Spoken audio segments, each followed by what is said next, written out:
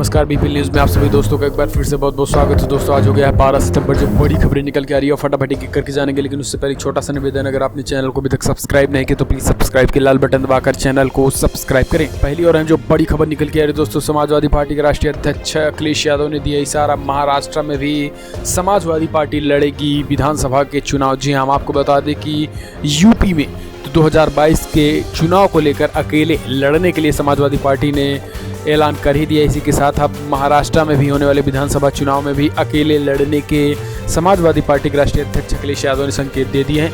इसी के साथ महाराष्ट्र के समाजवादी पार्टी के प्रदेश अध्यक्ष अबू आजमी ने भी बड़ा बयान दिया है। कल उन्होंने कहा कि महाराष्ट्र में इस बार हम कम से कम 25 सीटों पर विधानसभा चुनाव लड़ेंगे और वो भी अकेले। इसके पहले हम आपको बता दें कि अबू आजमी 2 महीने पहले इशारा दिए थे कि कांग्रेस पार्टी के साथ मिलकर चुनाव लड़ सकते हैं, लेकिन कल उन्होंने कहा कि हम समाजवादी पार्टी के लगभग 25 सीटों पर चुनाव लड़ेंगे और अकेले लड़ेंगे। हम आपको बता दें कि कुछ ऐसे इलाके हैं जहां पर समाजवादी पार्टी की स्थिति महाराष्ट्र में काफ़ी मजबूत है। दरअसल चुनाव आयोग जल्द ही महाराष्ट्र विधानसभा चुनाव की तारीखों का ऐलान कर सकता है। इसे देखते हुए सभी दल चुनाव की तैयारियों में जुटे हैं। विधानसभा चुनाव को लेकर समाजवादी पार्टी ने बड़ा ऐलान किया।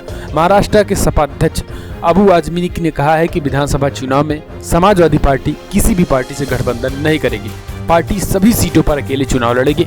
हालांकि बीते माह में अबू आजमी ने संकेत दिए थे कि महाराष्ट्र में समाजवादी पार्टी कांग्रेस के साथ मिलकर चुनाव लड़ सकती है। उन्होंने कहा कि राज्य में सपा, कांग्रेस और सभी विरोधी दलों के साथ गठबंधन करने को इच्छुक हैं। वो चाहते हैं कि पिछले चुनाव की तरह भाजपा को हराने के लिए सभी दल मिलकर चुनाव लड़े। महाराष्ट्र में समाजवादी पार्टी की नियमित रूप से विधानसभा और लोकसभा चुनाव लड़ती रही है। वर्ष 1999 के विधानसभा चुनाव में समाजवादी पार्टी को यहाँ सबसे ज्यादा 4 सीटें मिली थी। पिछले विधानसभा चुनाव में समाजवादी पार्टी राज्य की सिर्फ मानखुर्द शिवजी नगर सीट जीत पाने में सफल रही। इस सीट पे अबू आजमी ने जीत दर्ज की थी। राज्य की मानखुर्द, शिवजी नगर, अकोला, नांदेड़, औरंगाबाद, मालेगांव व भिवंडी व बायखवाला क्षेत्र में समाजवादी पार्टी के वोटर काफी तादाद में हैं। माना जा रहा है कि पार्टी यहाँ पर मजबूत प्रत्याशी उतारने की स्थिति में। हालांकि अभी अबू आजमी ने साफ कह दिया है कि हम किसी से गठबंधन नहीं करेंगे, लेकिन आने वाले समय में स्थिति परिस्थिति बदल सकती है। ऐसे में कहीं न कहीं समाजवादी पार्टी 25 सीटों का जो लक्ष्य है वहाँ पर लड़ने का वो कुछ कम करके, किसी से गठबंधन करके अपनी मजबूत स्थिति बना सकती है। ऐसे में देखने की बात होती है कि समाजवादी पार्टी के अध्यक्ष अखिलेश यादव क्या चुनाव प्रचार के लिए कब से महाराष्ट्र जाने के लिए तैयारी करते हैं, क्योंकि आपको बता दें कि महाराष्ट्र में समाजवादी पार्टी लोकसभा हो या फिर विधानसभा चुनाव लड़ती आई है, कुछ ही सीटों पर लेकिन लड़ती आई है। ऐसे में इस बार भी समाजवादी पार्टी के अध्यक्ष अखिलेश यादव इस मौके को छोड़ना नहीं चाहेंगे। फिलहाल देखने की बात होती है क्या होता है। लेकिन हम चलते हैं अगली बड़ी खबर जो कि निकल के आ रही। मथुरा में प्रधानमंत्री मोदी का विपक्ष पर प्रहार, पाकिस्तान को दी चेतावनी, 1059 करोड़ की सौगात। जी हाँ, प्रधानमंत्री नरेंद्र मोदी ने पंडित दीनदयाल उपाध्याय पशु चिकित्सा विज्ञान विश्वविद्यालय मथुरा में 3 बड़ी योजनाएं देश भर के लिए शुरू की। देशव्यापी राष्ट्रीय पशु रोग नियंत्रण कार्यक्रम और कृत्रिम गर्भाधान कार्यक्रम, स्वच्छता ही सेवा 2019 तथा स्टार्टअप ग्रांड चैलेंज का शुभारंभ किया। इसके साथ ही मथुरा, आगरा, हापुड़, बांदा, नोएडा, शाहजहांपुर, मुरादाबाद, कन्नौज के लिए लगभग 1059 करोड़ रुपए की लागत वाली परियोजनाओं का लोकार्पण तथा शिलान्यास किया। पशु आरोग्य मेला का भ्रमण किया। कचरे से प्लास्टिक बीनने वाली महिलाओं के साथ बैठकर उनके कार्य को देखा। फिर जनसभा में सभी योजनाओं के बारे में विस्तार से जानकारी दी।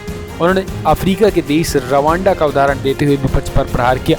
गाय और ओम के नाम से कुछ लोग के बाल खड़े हो जाते हैं। प्रधानमंत्री ने पाकिस्तान का नाम लिए बिना चेतावनी दी, कहा है कि आतंकवाद की जड़ें पड़ोस में फल बोल रही है। प्रधानमंत्री ने गाय के पेट से प्लास्टिक निकालने की लाइव सर्जरी देखी है। किसानों ने बात की है। फिलहाल चलते हैं अगली बड़ी खबर जो कि निकल के आ रही है। एम्स में बनाएगी विशेष कोर्ट में उन्नाव दुष्कर्म पीड़िता के बयान दर्ज, सेंगर की धड़कनें तेज। जी हाँ, उन्नाव रेप पीड़िता के साथ हुई सड़क दुर्घटना के बाद 11 सितंबर को दिल्ली की एम्स में बनाई गई विशेष कोर्ट में पीड़िता के बयान दर्ज कर लिए गए हैं। रेप पीड़िता की हालत अभी भी पूरी तरीके से ठीक नहीं हो पाई है। पीड़िता की हालत को देखते हुए सुप्रीम कोर्ट के आदेश पर उनका बयान अस्पताल परिसर में ही बनाई गई विशेष कोर्ट में दर्ज किया गया है। पीड़िता का बयान विशेष कोर्ट में बंद कमरे में ऑन कैमरा दर्ज किया गया है।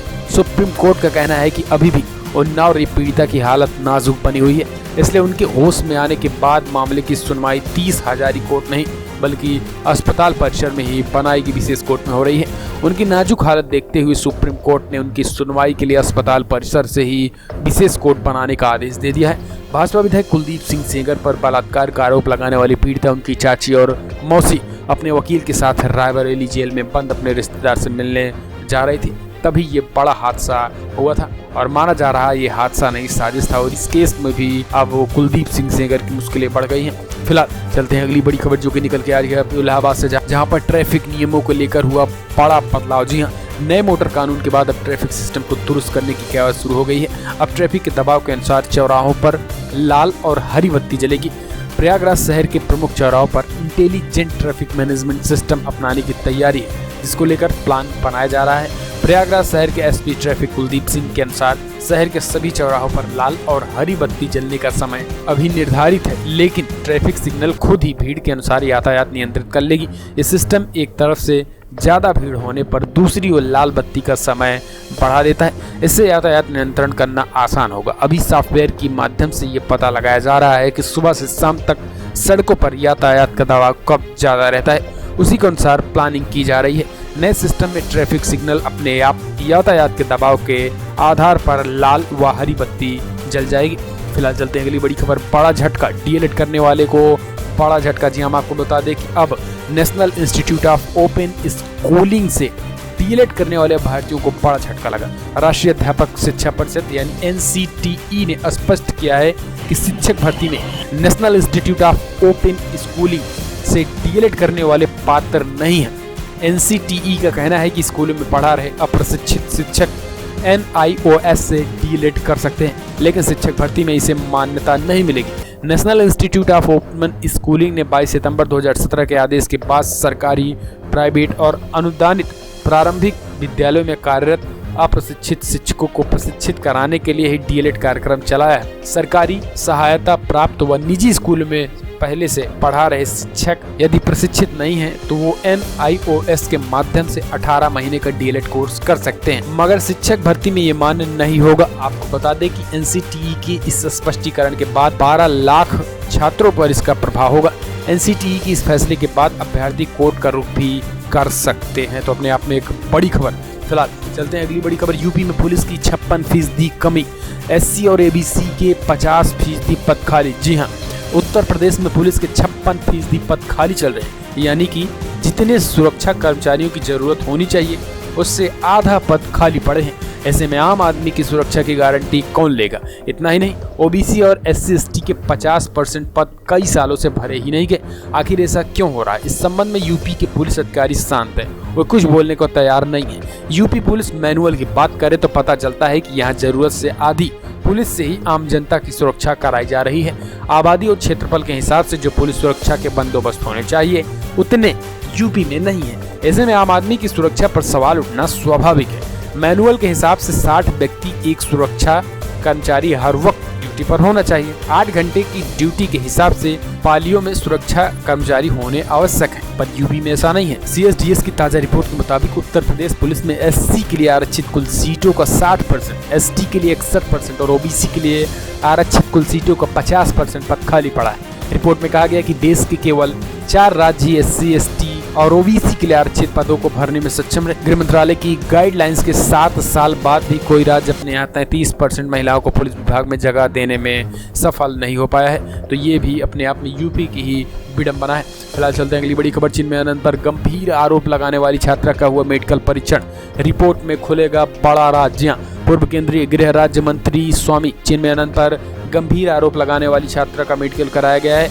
छात्रा को परिवार के सदस्यों के साथ SIT टीम की देखरेख में भारी सुरक्षा के बीच जिला अस्पताल ले जाया गया है। चिन्मयानंद पर आरोप लगाने वाली छात्रा का जिला अस्पताल में मेडिकल कराया गया है। हालांकि अभी तक मेडिकल रिपोर्ट नहीं आई है। वहीं इस बीच मंगलवार देर शाम वीडियो भी वायरल हो गया है जो इस समय सुर्खियों में बना है। फिलहाल चलते हैं अगली बड़ी खबर, 59,000 शिक्षक भर्ती को लेकर अभ्यर्थियों ने घेरा बेसिक शिक्षा निदेशालय, मुख्यमंत्री योगी से चाहते आश्वासन। जी आपको बता दें कि यूपी में 69,000 शिक्षक भर्ती मामले को लेकर हजारों अभ्यर्थियों ने लखनऊ में प्रदर्शन कर बेसिक शिक्षा निर्देशालय के चारों तरफ से घेर लिया।